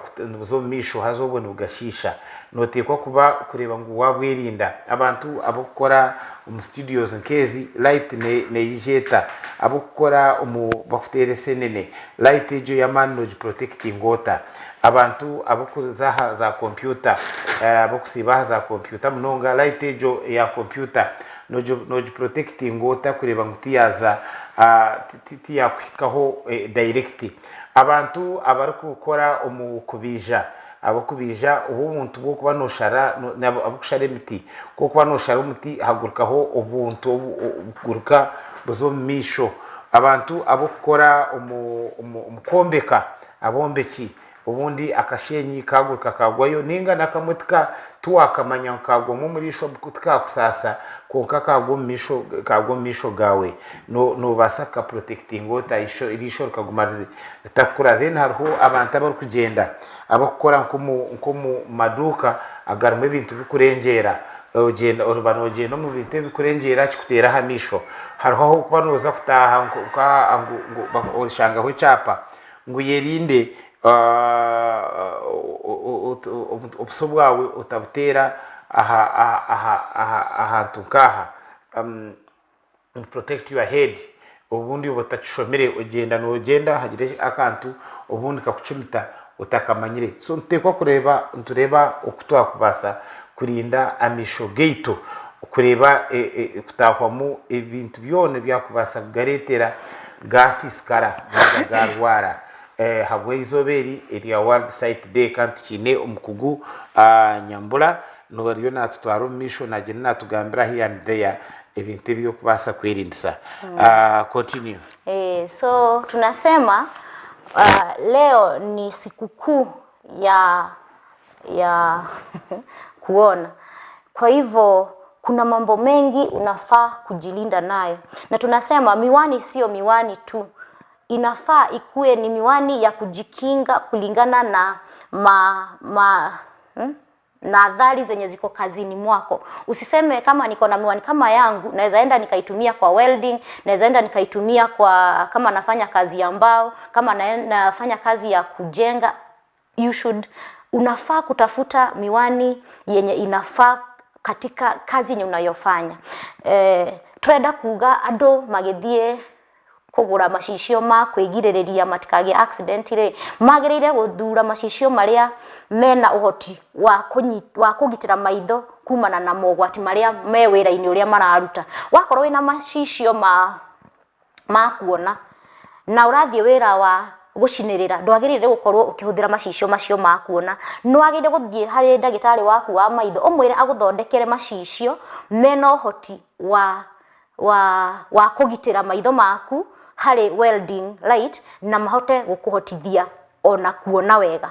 Ntugamba waba wine shonga ya misho tugambe to kureba hari ushemerirwe ugende ugambire mushaho wawe wa misho amisho ganje gati kurebaje konka mirimo yanje ninyenda kurebaje na naba nikora welding yanje nikushaba onkorera birahuri bine mani gakumbaza kurebaje konka birahuri bine amani gaku birahuri bine mani gaku debesaje ninga na birahuri bine what do we call it, capacity ya kulinda misho ganje kuruga na light ya environment area ndi kukorera. So ntubuza hati nija kumanyota birahuri biria bishemerirwe kukora navyo ne birahuri biha ushemerirwe kugura no choosing birahuri biria ushemerirwe kugura bishemerirwe kuba bine capacity ya kukufitingaje. Wajora birahuri kebi bishemerirwe bikufitingeje bitikuragara bitakugwa bitikuhangingoti urebaga muntu nakureboti nakurebera igurwa birahuri so bishemerirwe bibe bine ability ya kukufitingaje bishemerirwe bibe bine capacity ya kukulinda misho gaweje na they should not hinder your movement. No shangwa muntu ine birahuri konkata kutamburaje ine birahuri bitikumubasa kujwara bintu bindi bya kwerinda. So we are saying that the glasses that for protection are supposed to be glasses that allow you, that fit you very properly, they don't fall off. They are glasses that should have ability to protect you from the surrounding environment. They are glasses that are impact resistant, and they should be glasses that allow your free movement. They should also be glasses that do not prevent you or hinder you from wearing any other protective gear. Then there is a not better, meaning that the employer, because this time we are involving employers in ensuring that they buy protective gears or they offer protection for eyes to their workers. And so one of the things that we are saying is that the employer can provide eyeglasses for a particular position. For example, in this office, I believe that you have capacity to get glasses for almost everyone. But should it be very hard for you to get glasses for everyone? The employer can choose the person who is going to be behind the screen, editing and doing whatever they are doing. They need the protection glasses. Like you buy the anti-glare glasses, which you can use when you're using the computer. So what we say, it is very okay. But the glasses should be disinfected, because if you look at the glasses, these parts here, they touch almost your the skin. They touch your skin, and there are secretions at times that are secreted from the eye. So you should make sure that in case you're sharing those protection eyewear, you should disinfect them so that you don't prevent one problem as you spread another. Because in case we ever come to talk about infections, we have ways of how eye infections are spread. So they should be disinfected. But there is a very note better where we say that in case your glasses have been fitted with a prescription, a corrective lens that I don't see far, and so I usually have my glasses fitted with my prescription. They should not be shared. This is because your eye problem is not my eye problem. So those ones should be used specifically for those people who they were made for, and they should not be shared regardless of how good they are. Sometimes we buy glasses on the roadside. Yes. From the vendors. Yeah. And we find some of those glasses have lenses in them. True. And we just put them on without checking our capacity, their capacity and the capacities of our eyes. So what does that have the impact on our sight? Yes. Now there are like the 2 types of glasses or 3 types of glasses that you might find on the streets. One of them is the reading glasses, which people commonly buy from the hawkers in the evening when you're seated in a taxi. You find them, or even when you're walking. Those one unique thing about the reading glasses is that they go per age. Yes, but there are other eye problems that you might not be able to see. And so when the person gives you the glasses for reading, you might see that you're seeing. Actually, they are usually very cheap compared to what we sell. But you might find that until you close one eye, you realize that the other lens has a different power. The refractive index, the quality of a lens, is at times usually different. But some people usually use them, and because they have already forced their eyes to see with that glass, they come when already it is too late, and they have already gotten used to headache, because when you get an overcorrection, you have a chance of getting headache. But like myself, I have a lot of headache always. Yes, so you should, and we agreed that I should not come back here before you come and visit us, so that we can do the eye check. But also in this World Vision Day or Sight Day, we are requesting employers to allow us to come and do the screening on site.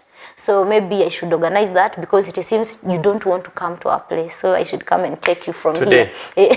No, I can organize it tomorrow. Okay. So we have realized that some of those glasses, at times, they work. You might be lucky and you find a glass which has no eye problem, which has no problem with the correction, but we don't advise you to buy reading glasses from the streets, because when we are giving you reading glasses, we check your eye, because you might have an underlying eye problem, and when you're given the reading glasses, you somehow may see. For example, if you have stopped reading things that are near, and you go and get glasses from the street, you might see better, and you might have developed the problem of reading because you are diabetic. But if you came to the eye clinic, I'll check your eyes and I'll go ahead and give you the glasses. But I'll tell you, by the way, you also need to check your diabetes. And if you find that you have diabetes, you are supposed now to start the diabetic clinic. There is a specialist, a doctor who has done medicine, done a master's in ophthalmology, and has done another degree or another training on managing patients who have diabetes, because diabetes affects the eyes differently. So there is that specialist. So we tell you that yes, you need reading glasses because of 1, 2, 3, but also you need to schedule a review or a clinic day with the diabetic specialist who should work on your eyes. Now, the other thing is that the refractive index of the glasses. Now, this lens is a lens whose refractive index is known, and it should not alter the way you see objects. But some of those lenses that you find in the streets, or those glasses that you find in the streets, they have a cheaper quality, which affects. At times the lens is 0. Even if you bring it and I check on my machine, it will be 0. But because of the refractive index, you'll find that it is different. You remember when we were young, we would put water in a jug or in a glass, and then we put a ruler. Then you'd see as if the ruler has done what? Has broken. You remember that? Yes. So that it is because there is a different refractive index in water and in the air.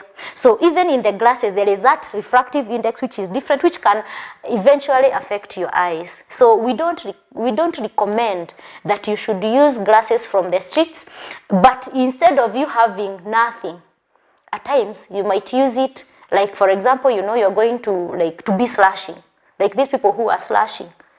Yes, you find that you're cutting with the other car machine for the grass. Like now, this is the season for cutting grass because it is raining and the grass is growing very fast. And the person has nothing. They have refused to shield. At least you can go and get the clear shades. But you should ensure that you use them temporarily and come and get the good shield, because we have said that the shielding material should be impact resistant.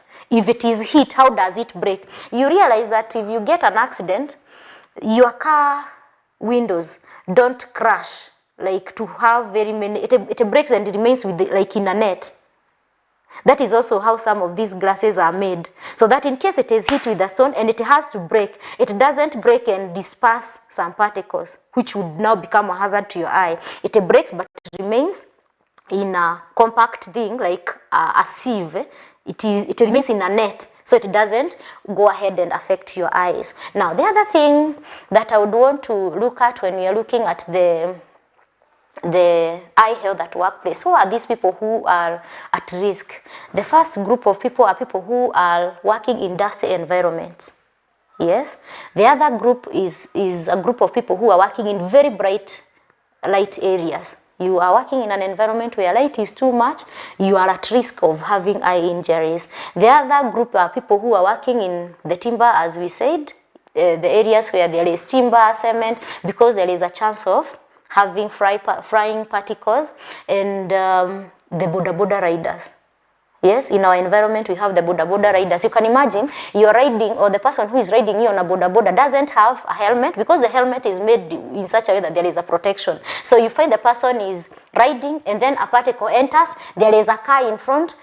That one is an accident automatically. Some of these accidents you wonder, but this person seemed to be driving very well, because we have a very sensitive part of the eye, the black part, the cornea. It is one of the very sensitive parts of the eye. So when something hits you, at times you have no control, apart from closing your eyes and feeling like you really need to stop. Now, if you're on a high speed, like a boda rider, what will you do?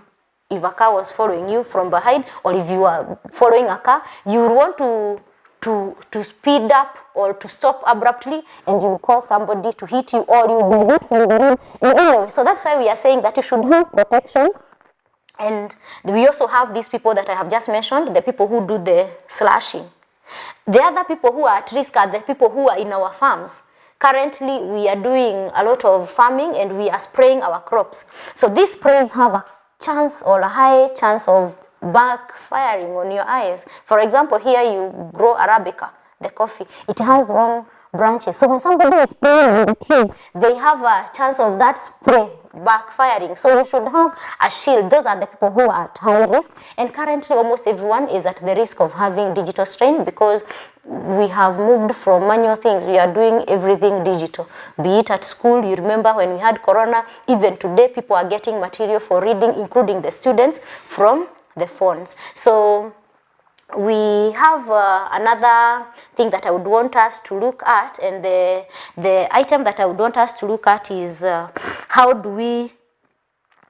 what are the risk factors in eye injuries? One. Okay, before that, nanyenda bumvire abantu abamwe byatwongereraho umurimo wa Sky TV.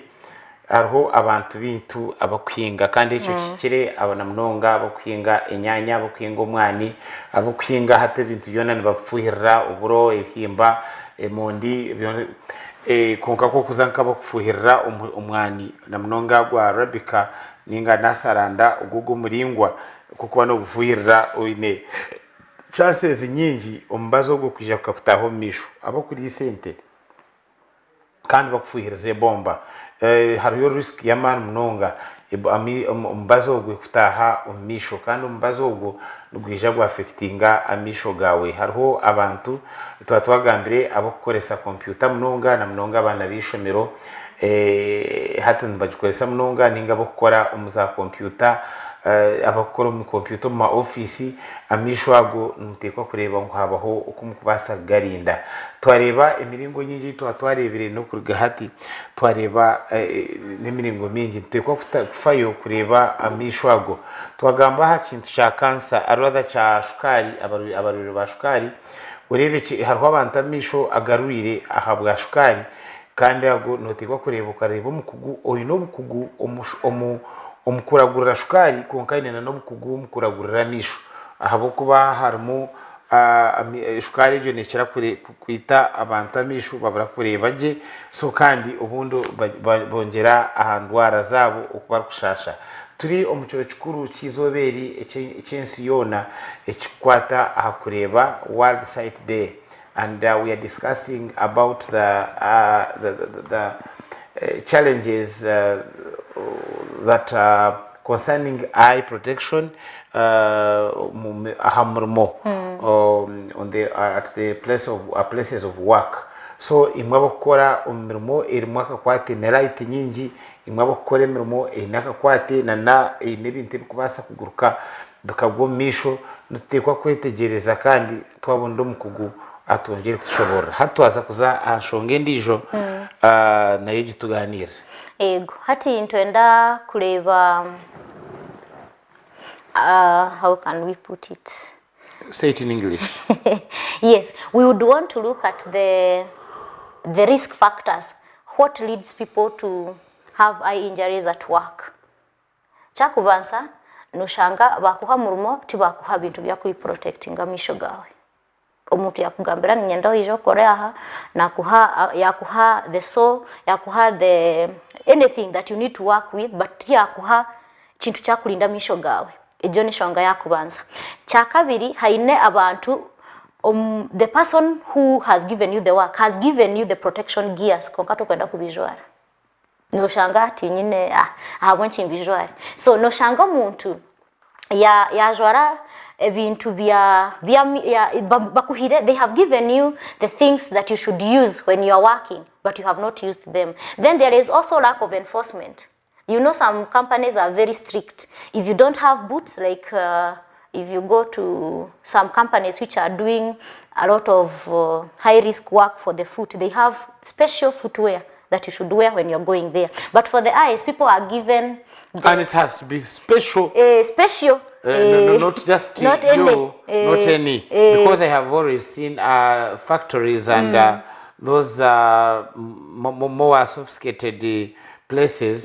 They give you their own gumboots. Yes, even if you come with yours, they change them and give them theirs.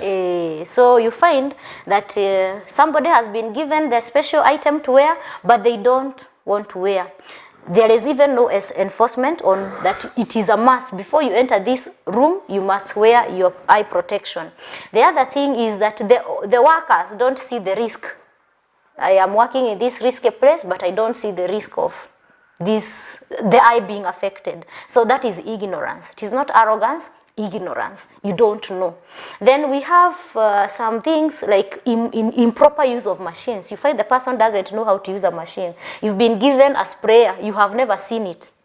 And then you are told, go and spray the cows even. Go and spray these plants. And because you even don't know how to test, instead of testing when you are spraying far away, you don't know where to direct the nozzle. You find yourself spraying directly because you've not been given orientation on how to use the machines. And the other thing is improper machines, like machines that are not in good working conditions. For example, if you find that a sprayer, let me use something that is very common to us, a sprayer doesn't spray the what? The water towards the crop. You find some of them, they have damage. So as you spray, there is also some spray that is coming back on your side.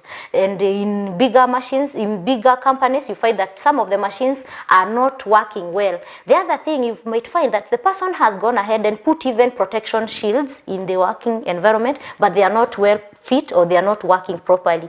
That is another thing that brings a risk of you getting the eye injury. The other thing is something like to not understand the risk that is involved. Like I look at the people who work in welding places, most of them, you find somebody wants to weld, how can I put, you want to weld something very small and you find the person, before I go and wear my protection glasses, you just weld directly.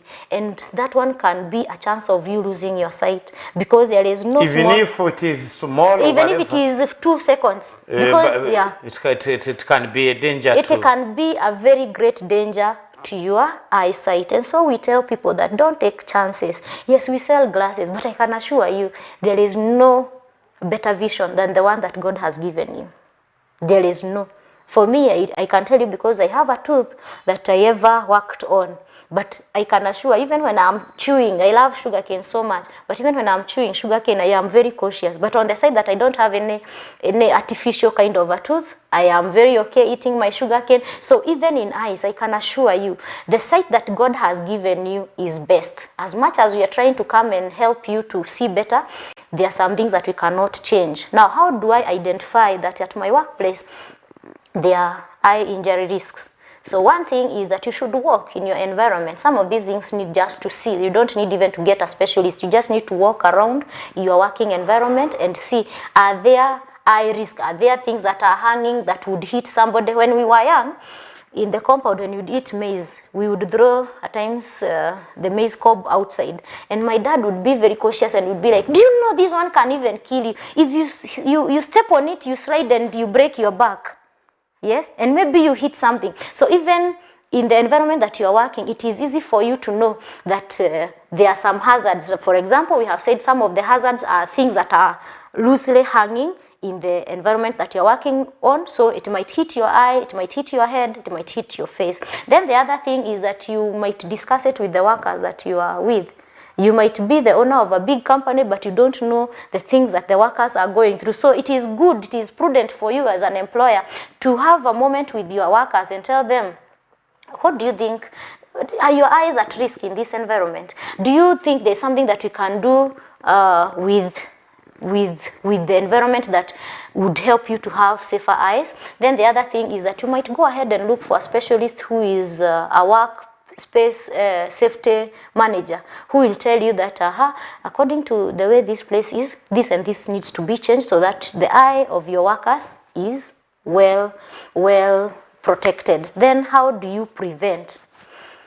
We usually recommend that some of these machines which are very risky, they should be put at a certain place. You have an area which is like a danger zone, that this machine should be used in that place, so that you who is using the machine from there, when you go there, you know the risk. It prepares you as you are walking towards there. That is why the fire at home is not everywhere. We have a specific place where we go and use the fire. It is not everywhere. That is why even when it is at home or in our houses, we have the place where the electricity is controlled. We know that is a danger zone. So even in an office or in any company, it is good for you to try and ensure. To identify where you put. You should put those very risky items. Then if it is possible, try to use less corrosive or less hazardous chemicals at workplace.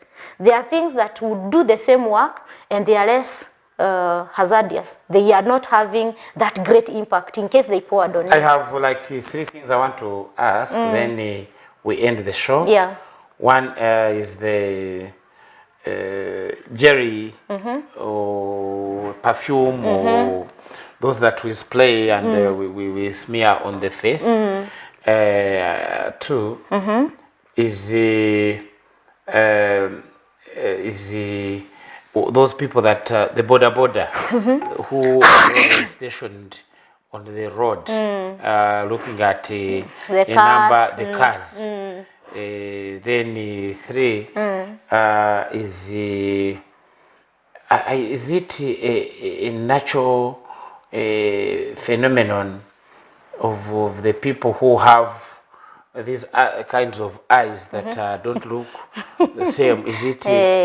It is natural most of the time, and can also be they can be worked on.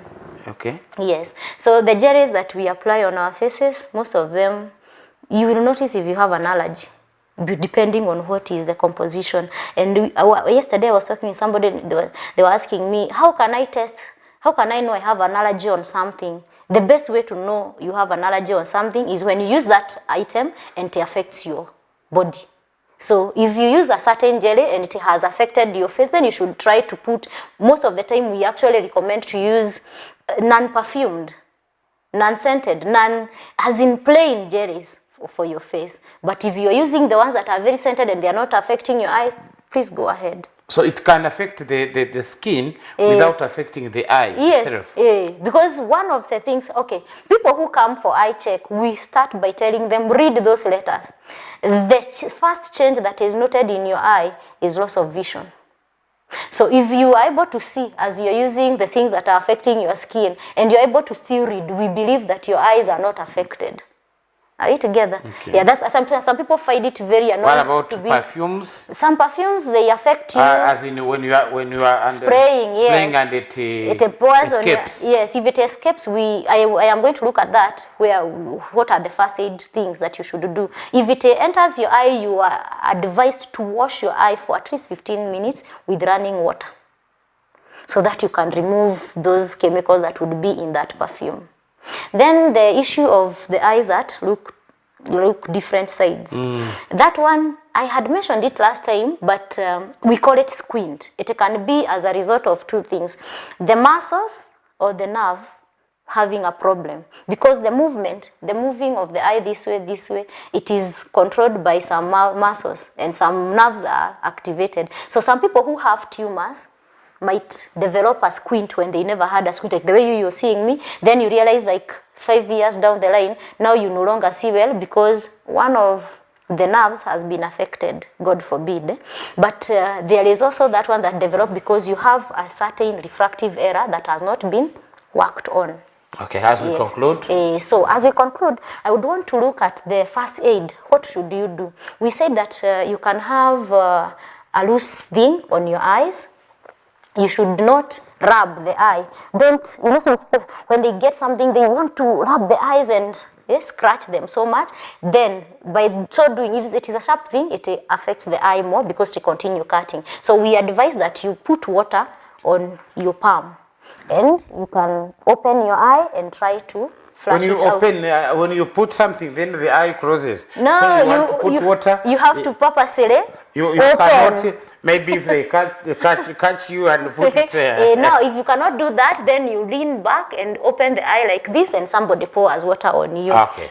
Then the other one is that in case you have got a cut, don't rub the eye, don't do anything. Just pad your eye with a piece of cloth and tie it and look for the doctor. If it is a chemical splash, like something has splashed in your eye, please make sure that you clean your eye, and it might need you to hold the eye like you see.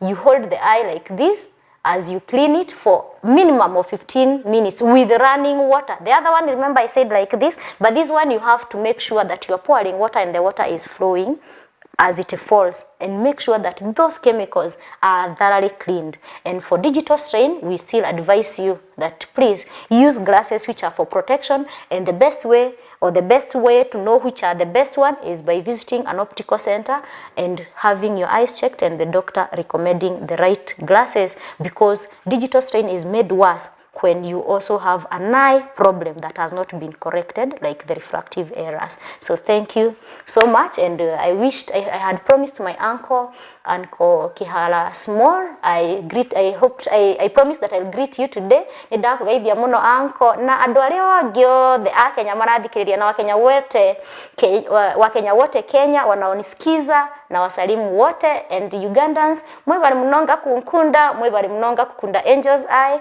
mukama abankumire na abampere mugisha bari munonga Nyambura Kansime and Nyambura Kansime all the way from Chikuyuland, Kenya and from the Angels Eye in Barara City.